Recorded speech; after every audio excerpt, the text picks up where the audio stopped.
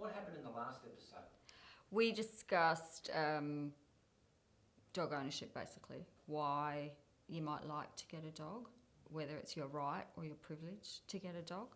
The correct breed or breed mix for you or your family was sort of centred around that, really.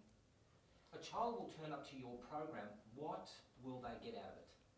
They will get an interactive 30-minute session. There's 4 of them, and they will learn how to identify the signs that a dog's going to give, hopefully,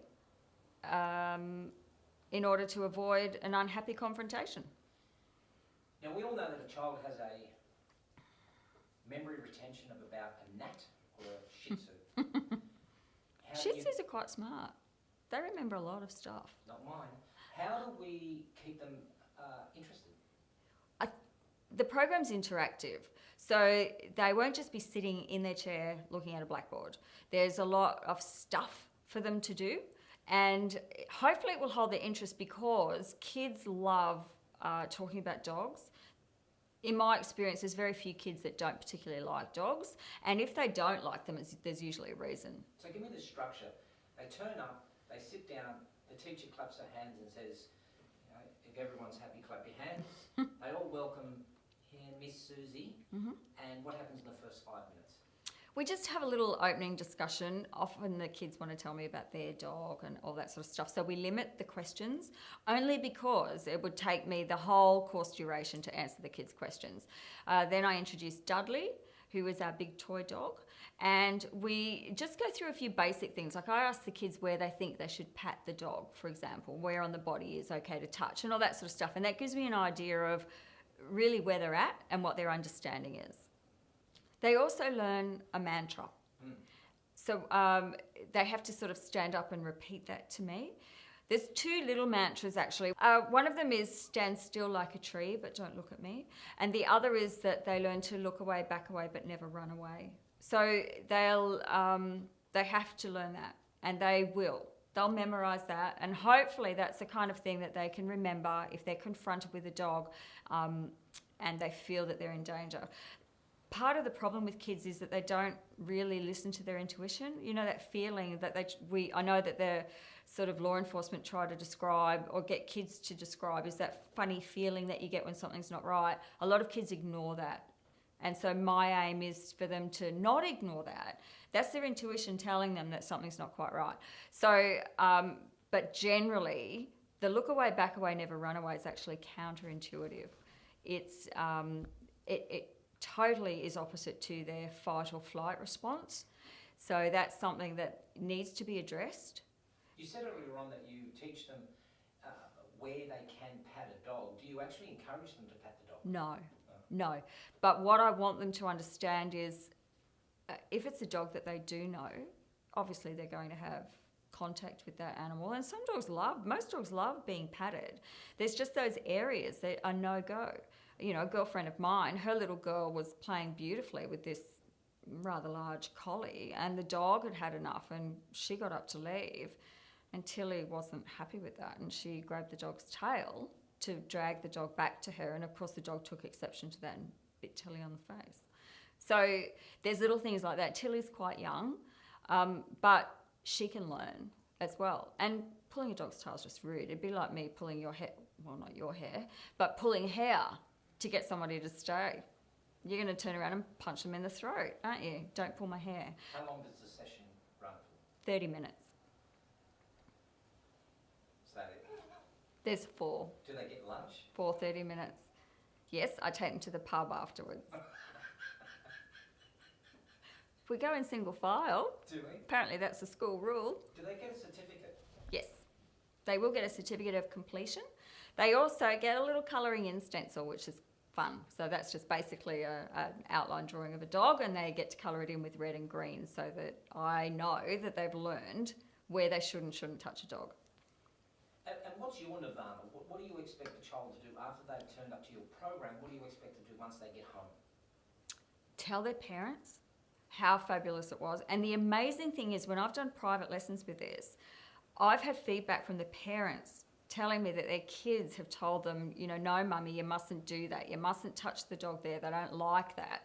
And look, it's doing this. So that means that it's, feeling this.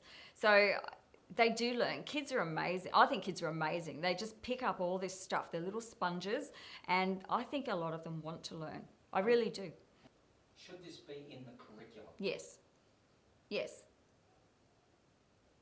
Don't you think learning about dinosaurs or sharks or dolphins? Sharks, absolutely. Most of Australia lives on the coastal fringe. Dinosaurs, yeah, because you're likely to have a T-Rex next door, aren't you? Yeah, and you're going to see a Brontosaurus down the street and you need to know how to get away from that, sure, of course. There's nothing wrong with some history. I don't have any problem with that. But your child is likely to come into contact with a dog. So without any skills or tools that we can, that I've got available to teach, without those, if they don't know what to do, they could end up doing the wrong thing and end up really badly injured.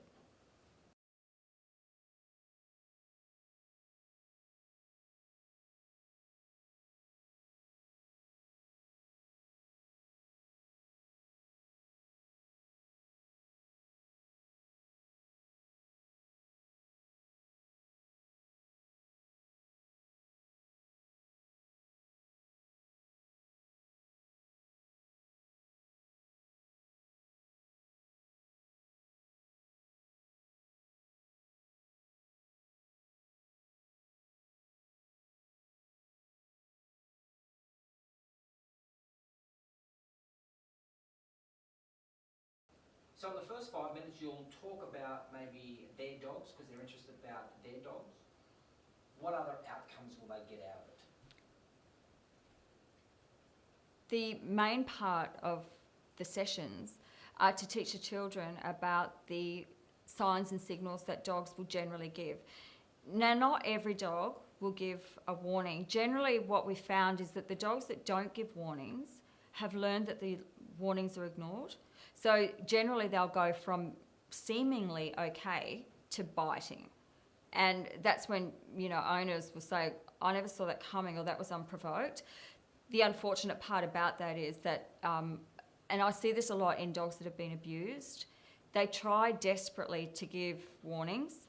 They just learn that no one's going to take any notice of them. So they're the ones that are harder to predict.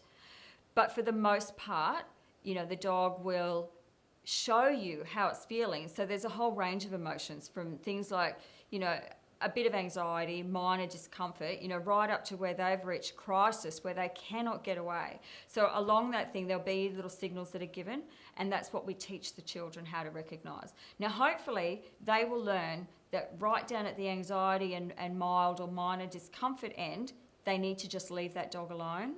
Hopefully, because then that's a win-win for everybody, because the child's identified that that's not a great place to be, and the dog has learned that this person is listening, well, this other being in the room with me is paying attention to me, is giving me the respect and the dignity that I deserve, and I've already sort of hinted or intimated that I don't really want you around me, and they've listened and obeyed. That's all it is. So like I said in my other interview, it's not rocket science. This is not hard to learn. It's just being observant. That's all it is. Can you give me one signal? I notice, and I think we did mention this before, I notice dogs lick their lips. What's that a sign of? That is a very early warning sign of anxiety. So, and you sometimes see them yawn. It's not because they're tired. It's quite an exaggerated yawn. And when you see them do that, it's almost like a displacement, well, it is called a displacement activity, or they're trying to get rid of that nervous energy. So when they do that, and when you see that, respect that and leave them be. And, often I'll see that if I go to somebody's house, let's say there's a social thing on, I'll often, and sometimes people that aren't really aware of their dogs, they love them, sure, there's no question, but sometimes you'll see that they leave the dog in amongst, there's crowds of people at their house. Now that is really confronting for a dog. It's quite an anxious time for them, and they don't like that, because all of a sudden there's this massive invasion of their territory. So if you're going to have a party, you should really farm your dog out somewhere for the night, because that's very hard for them to deal with. And putting them in another room is okay, but they can hear all of that stuff. And so that's quite hard for them to deal with. And I'll often see dogs exhibiting really nervous behaviour, and most of the time they can control that impulse and they're not going to bite anybody, but they're not happy. So you should do the right thing around your dog. But the big warning is that they'll give you is that yawning, that exaggerated yawn, and they do lick their lips. It's not because they're hungry. And what would be your key message for this episode? Learn how to watch your dog and learn how to understand what they're trying to tell you.